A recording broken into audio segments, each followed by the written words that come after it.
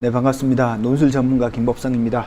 논술 천재 워크북 25강 설명 6번째 문제입니다. 81쪽에 있고요. 오늘부터 본격적으로 이제 대학에서 기출됐던 설명 문제를 풀어볼 텐데요.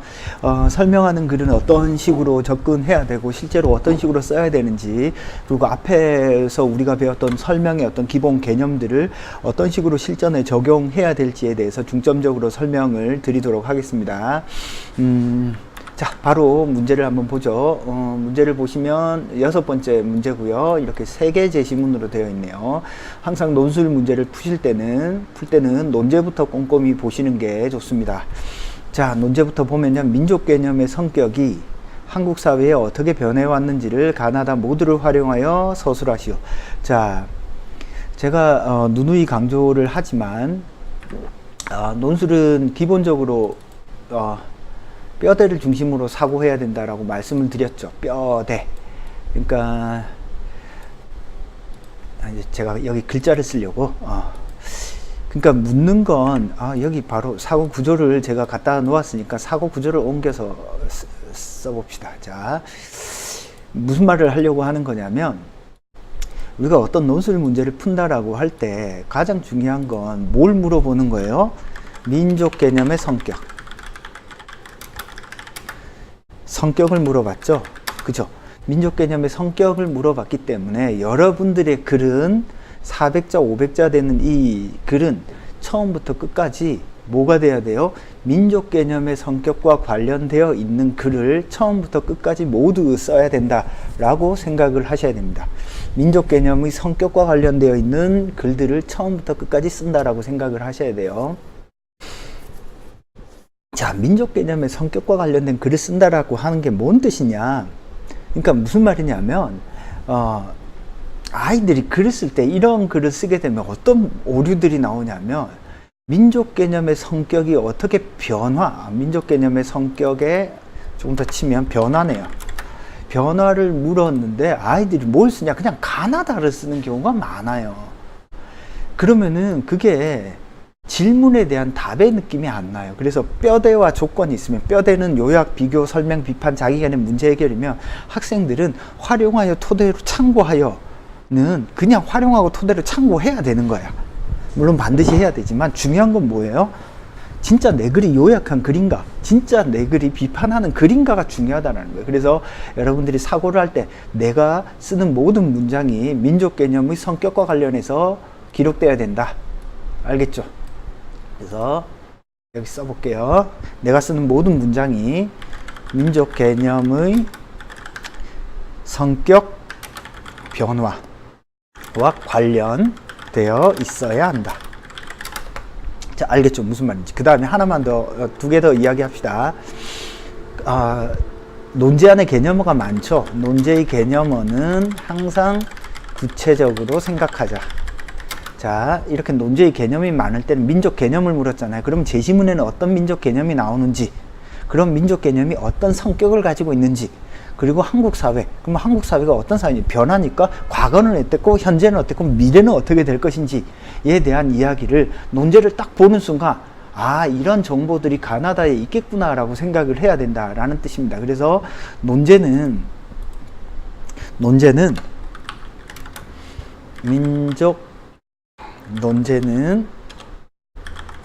어마어마한 힌트다. 알겠죠? 그래서 논제를 잘 읽는 학생과 그렇지 않은 학생과의 어떤 논술 실력 차이는 어마어마하게 큽니다.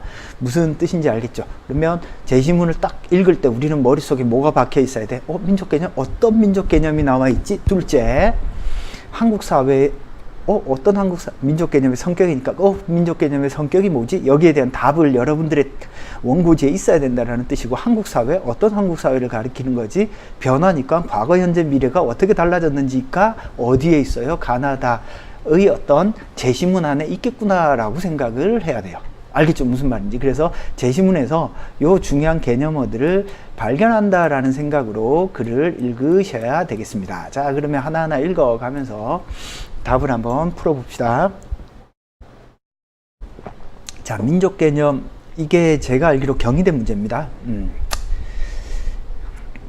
제가 거의 그 10년을 넘게 논술을 가르치면서 매년 대학에서 기출되는 거의 모든 문제들을 검토를 합니다. 그래서 그런 검토를 토대로 하면 대학마다 문제 스타일이 크게 차이가 있지는 않은데요.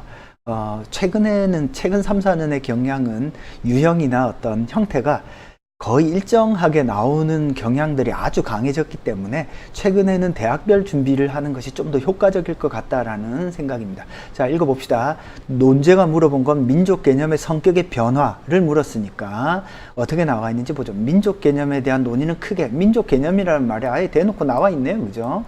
그게 두 갈래로 나누어진다. 하나는 민족의 영속성을 강조한다. 민족의 영속성을 강조하는 거네요. 그죠? 영속성을 강조하는 민족 개념이 있고, 이것을 종족적 모델, 민족 개념을 이야기하는 데 있어서 어떤 종족 모델이 있네요. 그죠? 종족적 모델. 자, 어렵게 생각하지 마시고, 민족 개념에는 종족적 모델이 있구나. 종족적 공동체가 가지고 있는 항구적인 특징, 혈통, 인종, 조상, 이런 것들이네요. 그죠? 그래서 역사적, 사회적 가치를 포함하는 원초적 유대관계를 강조한다. 그래서 민족 개념이라고 할 때 어떤 혈통이라든지 이런 걸 강조하는 민족 개념인데요. 그죠? 생물학적인 특징, 영속적인 특징, 쭉 이어지는 어떤 우리 민족만의 특징을 강조하는 어떤 모델이 하나 있고, 자, 그 다음에 다른 하나는 민족을 근대화의 부산물로 본다. 민족이라는 건 없다. 민족이라고 하는 것은 근대화되면서 나타난 거다. 저는 이 후자의 의견에 좀 더 동의를 하는 편입니다. 최근의 어떤 민족 모델은 과거의 원시 공동체 사회에서의 민족 모델은 전제에 가깝겠지만 현대 사회에서의 어떤 민족 모델은 어떤 근대적 부산물이죠. 그러니까 제도 시스템을 통해서 확대 재생산 안 되는 어떤 겁니다. 이걸 뭐라고 불렀죠? 시민적 모델이다. 그래서 이거를 어떤 계약적 형태로 보고요. 시민적 모델이니까 시민이 나는 우리 민족 할 거야 라고 하면 같은 민족이 되는 거죠. 영원한 실체가 아니라 역사적 조건 속에서 출현한 일종의 공동체다. 그래서 특정한 조건 속에서 만들어지는 거고, 여기서 중요한 것은 민족 성원의 어떤 주관적 의지, 함께하고픈 의지입니다. 그죠? 그래서 중요한 연결고리가 있다면 뭐죠? 연결고리가 있다면 혈통이라든지 조상, 요걸 강조하느냐 아니면 의지를 강조하느냐가 다르네요. 그러면 가에는 뭐가 나타나 있어요? 민족 개념의 두 가지 어떤 성격을 물었으니까 하나는 영속성을 강조하는 성격, 하나는 주관적 의지, 함께하고픈 의지를 강조하고 있는 성격으로 두 가지를 이야기하면 되겠습니다. 자, 나를 보겠습니다. 나는 1980년대 출생자를 대상으로 2005년 갤럽 조사네요. 그죠? 2005년. 지금으로부터 거의 10년 전입니다. 10년 전에 국제 결혼에 대해서 66.8%가 거부감이 없다. 10년 전에도 요즘은 또 더 없죠. 그죠? 제 주변에도, 그죠? 국제 결혼한 친구들 있습니다. 자, 66.8%가 거부감이 없다고 대답했다. 그래서 성별에 상관없이 비슷한 응답을 보였고, 10년 전에 비해 크게 달라진 거 있어요. 근데 이 10년 전에 비해서니까 어떻게 2005년에 10년 전이면 1995년이네요. 그죠? 제가 대학교 막 들어갈 때쯤입니다. 1994년 12월 같은 기관이 실시한 여론조사에서는 20대의 64.7%가 국제 결혼에 대해서 거부감이 있다고 했다. 그러니까 10년 되면서 이제 국제 결혼에 대해서 거부감이 있다. 반면 35%는 거부감이 없다. 그러니까 10년 사이에 어떤 사고가 변한 거죠? 국제 결혼에 대한 어떤 인식이 바뀐. 그죠? 94년도 조사와 2005년 조사 사이에 국제 결혼에 대한 인식이 바뀌었다 라고 볼 수 있겠네요. 그죠? 어려운 이야기는 아닙니다. 자, 보세요. 제가 이야기했잖아요. 설명한다라는 텍스트를 볼 때는, 설명한다라고 할 때는 개념을 잡거나 어떤 사실을 묻거나, 사실이 나오면 왜 이렇게 됐지? 이런 물어보라고 했죠. 그러한 어떤 이유나 원인을 여러분들이 의식적으로 설명을 하셔야 됩니다. 자, 그 다음에 다를 보겠습니다. 오늘날 우리 한국인들은 전환기에 교차하는 흐름 속에서 서구의 문명, 제도, 관행, 가치들을 수용하면서 거의 자동적으로 서구 문명을 보편적이고 우월한 것으로 받아들였다. 오늘날이 언젠지는 모르겠지만 서구 문명을 우월한 것으로 받아들이는 어떤 세계관, 다른 말로 하면 어떤 서구 중심주의를 가지고 있었네요. 그죠? 지금도 마찬가지죠. 지금도 보면 아니 영어 잘하면 아무것도 없는데 그냥 똑똑해 보이잖아요. 특히 이제 나이 든 사람일수록 그런 경향들이 더 강하죠. 예를 들면 91년 이라크와 미국 사이에 1차 걸프전이 일어났을 때 국내 방송사들은 아무런 편집이나 정리 없이 미국의 CNN을 거의 그대로 방영했다. 91년도니까 지금 시간 순서대로 보면 어때요? 91년도, 94년도, 2005년도, 그죠? 시간 순서로 요게 제일 과거입니다. 그죠? 그러니까 과거에는 우리가 서구 중심적 세계관을 가졌다는 거예요. 그죠? 그래서 일부 국민들은 미군이 이라크군을 이기자 우리가 적군을 무찌르고 전쟁에서 승리하는 듯한 착각에 빠지기도 했다. 저는 이 걸프전이 한참 일어날 때 고2인가 고3인가 아마 고2인가 그랬던 것 같은데요. 보면서 진짜 게임 화면 보는 것 같은 그런 느낌을 받았어요. 자, 1990년대 중반을 지나면서 냉전의 종언, 한국 사회의 산업화 및 민주화. 1990년대 되면서 김영삼 중반에 노태우 정권이 물러나고 김영삼 정권이 들어서잖아요. 그러면서 이제 한국인들이 정치적인 측면에 있어서도 뭐 민주화를 달성했다라는 열망으로 인해서 어떤 자부심이 컸었던 때고, 그래서 그 하버드대를 중심으로 해서 이때 동양의 어떤 세 마리 네 마리 용 하면서 대만, 홍콩, 싱가포르 뭐 이런 나라들을 들면서 우리나라가 동아시아에 있어서 어떤 혁신적인 나라로 주목받던 시기입니다.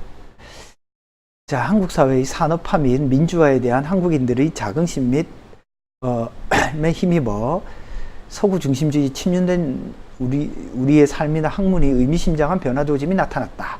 그러면 1990년대 중반 언제예요? 국제사업 결혼에 대해서 거부감이 있었던 때네. 94년도에. 그죠? 그래서 서구 문물의 형세에도 불구하고 한국인의 정체성을 찾고자 하는 노력이 가시적으로 나타나는 바, 오랫동안 잊혀졌거나 폐기되었던 전통적인 것, 한국적인 것 또한 또는 우리의 것에 대한 관심과 향수가 조금씩 살아나고 있으며 대중적인 차원에서도 이런 흐름이 감지되고 있다. 자, 나다를 이제 순서대로 한번 봅시다. 정리를 한번 해볼까요? 여기 한번 써볼게요. 나는 1900년대 1990년대 초에는 어때? 서구 중심주의에 있었어요. 그죠? 그렇지만 1990년대 중반을 거치면서 어떤 민주화를 이루고 세계화를 이루면서 자부심이 좀 쩔었죠. 그죠? 그래서 가에서는 뭐라고 하나요?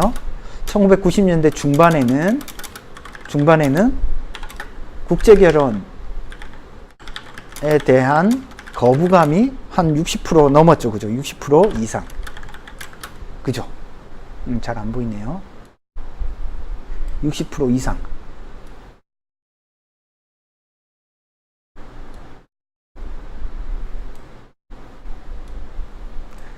반대로 2000년대 초로 가면 어땠죠? 2000년대 초. 후반부터 2000년대 초로 가면 국제 결혼에 대한 거부감이 줄었습니다. 거부감이 줄었죠. 그죠? 그래서 그런 형태를 조금 생각을 해보면 거부감이 감소했죠. 그죠? 그래서 한 40% 미만으로 볼 수 있습니다. 그죠? 자, 이런 맥락에서 본다면 가와 나의 어떤 제시문의 포지션을 잘 이해를 하셔야 되겠습니다. 자, 문제 풀어봅시다. 문제 구조를 보면 민족 변화의 개념의 성격을 뭘 가지고 설명을 하라고요? 가나다를 가지고 가나다를 활용해서.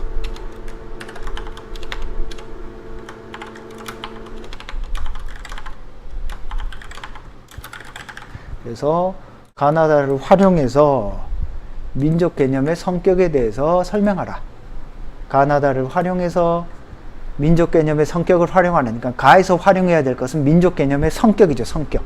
가에서 활용해야 될 건 민족 개념의 성격입니다. 민족 개념의 성격이 어디서 어떻게 변했죠?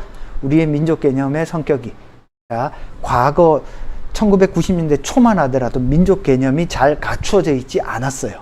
그죠? 그런데 1990년대 중반에 오면서 어때요? 민족의 영속성을 강조하는 혈통, 인종, 조상 이런 걸 강조하는 어떤 성향이 강해졌고, 그죠? 그 다음에 2000년대 초반으로 오면서 어떤 한케하고픈 의지를 강조하는 것으로 바뀌었죠. 그죠? 그렇게 바뀐 모습을 나다에서 찾을 수 있습니다. 즉, 논제에서 요구하는 변화를 읽을 수 있습니다. 그렇게 바뀐 이유는 어디에 있어요? 그렇게 바뀐 이유는 나다에서 찾으면 되죠. 나다에서는.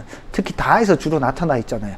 과거에는 서구 중심적 사상에 있어서 민족의 어떤 중요성을 덜 중요시 여기다가 90년대 중반 민주화되면서 이렇게 우리의 것, 우리에 대한 어떤 자부심, 그죠? 한국인들의 어떤 자긍심이 커졌고, 그죠?